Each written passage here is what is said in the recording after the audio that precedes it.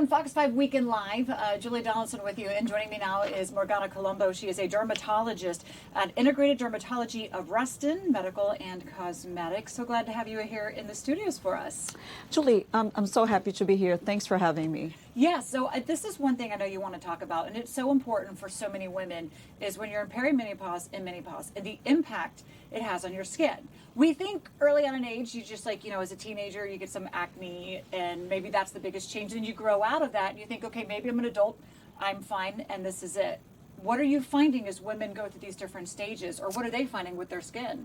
So lots of changes as women go through perimenopause and menopause. There truly is a biological shift that happens, especially on the skin, as women transition into perimenopause and menopause.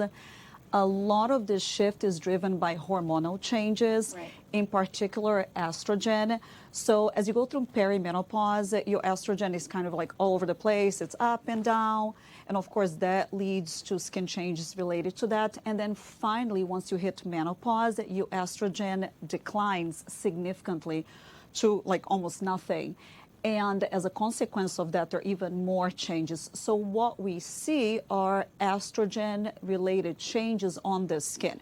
So estrogen drives moisture, it keeps your skin barrier healthy, it decreases collagen production, it keeps your skin repairing itself in a proper manner. So as you lose estrogen, a lot of the things that you're going to see are going to be dry skin, skin that is more irritated, more sensitive, more reactive to things. You're also, as a consequence of loss of collagen, you're going to see your skin's going to be less tight, saggier. You're going to see more wrinkles. And then the last thing that you see that people also hate, of course, is the skin just looks dull. It doesn't have as much life and glow as it had in your youth, and, discoloration. So those changes are all as a result of those hormonal changes. So it's not just aging, biological aging, it's sort of like hormonal aging. I don't like any of that. Nobody wants to experience any of that. And there's so many different things that we say that maybe you can take for this. First off, when does this really start coming on? Because I'd always heard of menopause. I never really heard of perimenopause. What ages does that affect? So perimenopause is a period of time in your 40s. It will last about 8 years when your hormones start shifting in preparation for menopause, when you have that final, drop in estrogen. So typically women are going to see those changes in their early to mid 40s.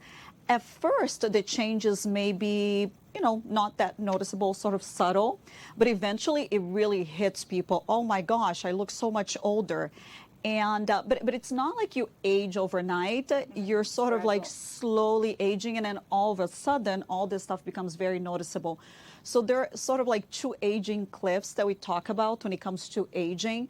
One of them, it's usually around 44, and that's related to just the aging that you've done since your 20s. You've lost collagen, related to just aging, hormonal changes, sun exposure, lifestyle, and at 44, it really hits people.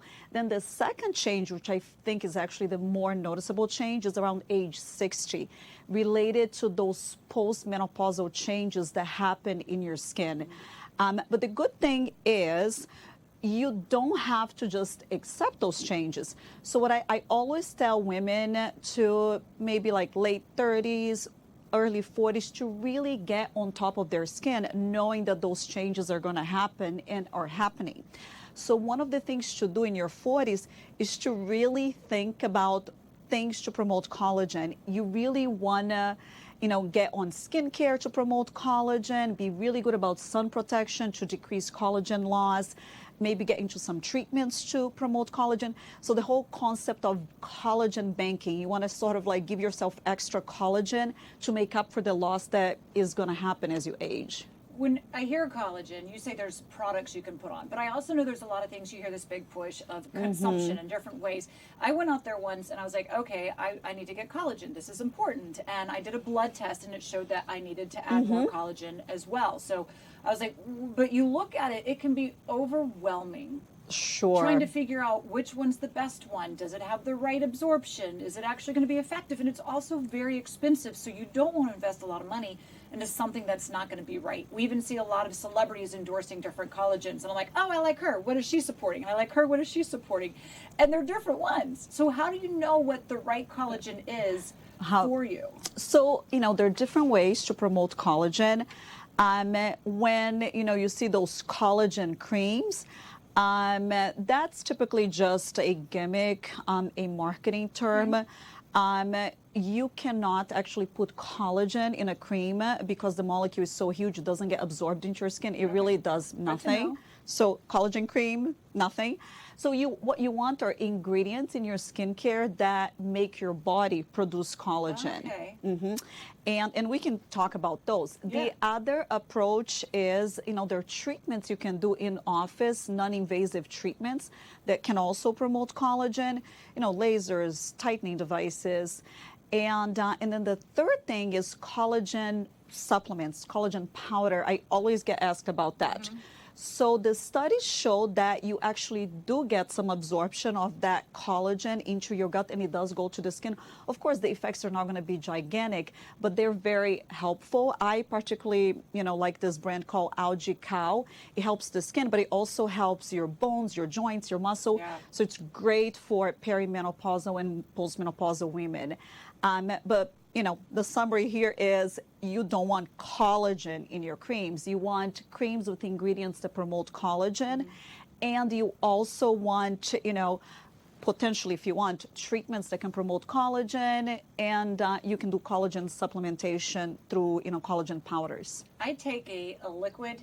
It's kind of a heavy liquid collagen. It's like a shot that I take every morning. But this is something interesting. So I did it, and my nail lady, she's like, you must take collagen. Because your nails are really strong. And I said, I never had anybody say that to me before, but yes, I do take collagen. And if it's coming across in my nails, and hopefully my joints and my knees too, because, that's another benefit I think you point out there, aside from just what we think in our skin and the elasticity we want. So collagen liquid is good. The only sort of formulation I'm not 100% in favor of the capsules.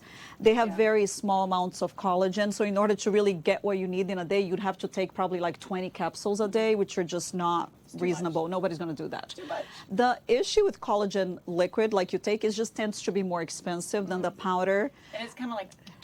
Yeah. So a lot of people favor the powder because it's cheaper, it's easy. They do a scoop in their coffee or tea, once a day. Very, very manogeable.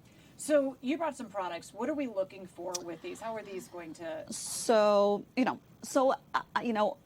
menopause, perimenopause, it's a phase of life where, you have those skin changes. In particular, I look at those skin changes in a few categories.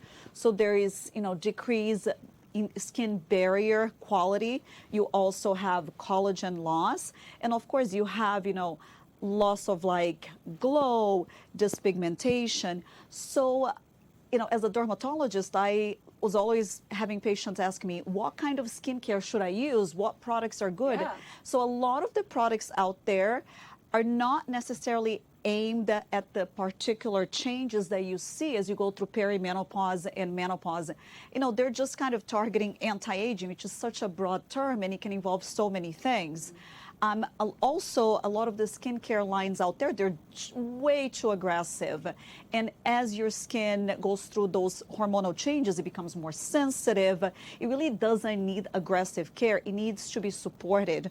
So with that in mind, we developed a line that we call Vida Derma that addresses those specific changes that happen to women as they go through perimenopause and menopause. So we are really aiming to improve skin barrier. So we have very good moisturizers with ingredients that support your skin barrier, such as ceramides, hyaluronic acid. My favorite, which I brought here, it's actually this one. It's called the Phytoestro Age Eraser. So it's a moisturizer that has all those skin barrier ingredients that I talked about, the ceramides, the hyaluronic acid.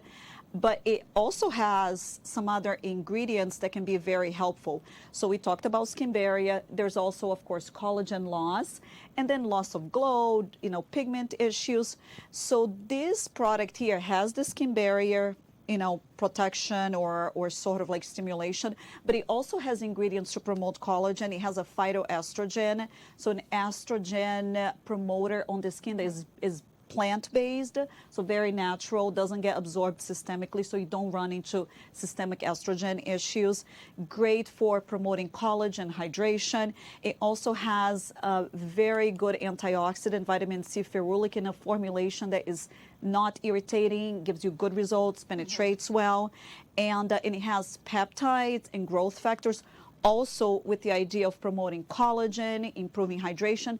So this is sort of our all-in-one moisturizer for people that want a basic regimen, a good starting point if they're kind of lost among all this sort of noise out there. All in that. Yes. And that can be morning and night, just anytime you feel like your skin needs a little extra hydration. This could be morning and night.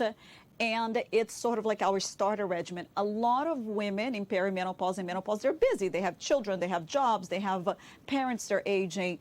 I mean, we just have so much on our shoulders. So you want to simplify it, because sometimes there's so many you go through, but you did bring a couple of other I want to make sure we get to. Yeah, so this is sort of like our kind of like main product. I use it myself every night because I'm busy, and I prefer simple over complicated regimens. And then, of course, just to complete a routine, because it's not about one product. You want a routine that sort of addresses main needs of your skin. We have like a really nice cleanser that doesn't strip your skin. Again, sticking to that theme of not stripping your skin barrier. It's so important.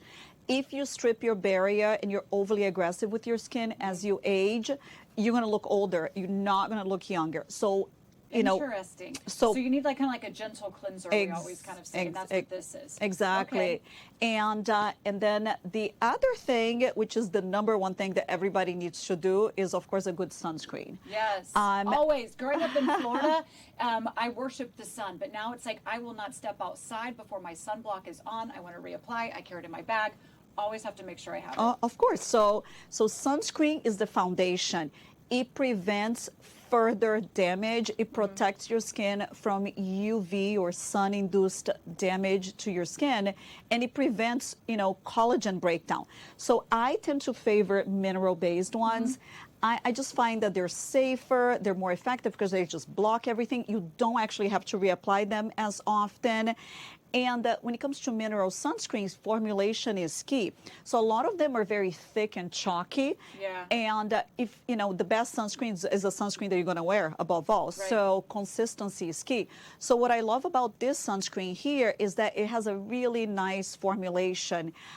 It blends very nicely. It has a little bit of a tint. It almost works like makeup. So again, in terms of being practical, it's a sunscreen / like foundation that you can do in the morning. So a lot of people love this. So it's important to, especially as women are aging, make sure that you have the right products. And if you don't know which way to go, talk to your dermatologist. They will guide you and lead you in the right way to be. But there's so many different ways that we can take care of ourselves by treatments, by the products we use, and by consuming collagen as well. Thanks so much, Morgana, for coming in and joining Julie, us here. Thank you so much for having me. And then I just want to say one thing. There's this whole idea out there that women, as they age, they sort of like disappear. They're not relevant anymore. We are kind of like in our 40s. I don't feel irrelevant. I'm sure you don't feel that. And one of my missions as a woman, as a dermatologist, is really to just, get rid of this notion. We as women, we don't disappear. We evolve into different versions of ourselves. So, my goal is to give women tools to really feel confident in their skin in every stage of life. There's beauty in every stage. We actually, as we age, we become more empowered, more mature. And and the confidence needs to be there. Right. So, just one little thing that I wanted to say. It's so important too, especially as you start looking in the mirror and you're like, what's happening? These things, it's not like it used to be. It's important to remember there are things we can try to do to take care of ourselves, but even as we are going to age, it's inevitable, and we hope we all get there. That to your Of point, course, aging is you a embrace that blessing. next one, it really is. Again, thank you so much Thank for you so coming much, in. Julie. Morgana Colombo, again, of Integrated Dermatology of Reston. If you have any further questions, that's where you can find her. We'll be right Bye. back. Thank you.